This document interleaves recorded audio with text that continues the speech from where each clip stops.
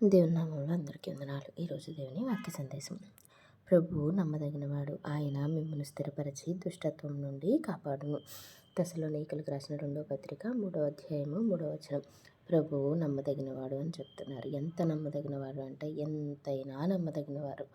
మనం నమ్మదగిన వారం కాదు, కానీ ప్రభువు మాత్రం ఎంతైనా నమ్మదగినవారు. ఏ పరిస్థితుల్లో అయినా నమ్మదగినవారు. మనుషులు నమ్మితే వాళ్ళు మోసం చేస్తారేమో కానీ దేవుణ్ణి నమ్మితే అసలు ఆయన మోసం చేయడు. ఎందుకంటే మోసం చేయుటకు ఆయన మనిషి కాదు.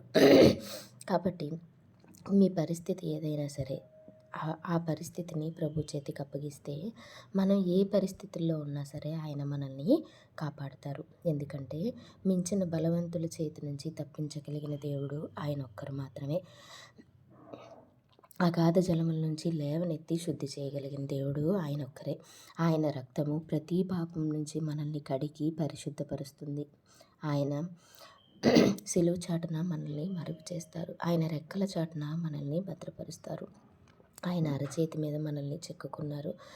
మన ముదిమి వచ్చే వరకు ఆయన ఎత్తుకొని ముద్దాడుతానని చెప్పిన దేవుడు.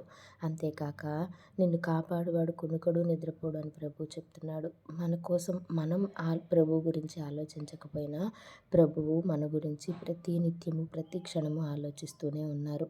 ఎంతలా మనల్ని ప్రేమిస్తున్నారంటే తన ప్రాణం పెట్టేంతగా. మనం ఇంకా ఆయన్ని నమ్ముతామో నమ్మమో తెలియకముందే మన కోసం ప్రాణం పెట్టిన దేవుడు అండి. ఇంకెవరు ఉంటారండి ఇలాంటి దేవుడు? కాబట్టి మన పరిస్థితి ఏదైనా సరే ఆయన నమ్ముకొనదగిన సహాయకుడు. మన ప్రతి పరిస్థితిని ఆయన చేతికి మనం అప్పగించగలిగితే ఖచ్చితంగా ఆ ప్రతి పరిస్థితి నుంచి, అది ఎంతటి పరిస్థితి అయినా సరే, ఎందుకంటే సమస్తము సాధ్యమైన దేవుడు, సమస్తానికి అధిపతి అయిన దేవుడు ఆయన.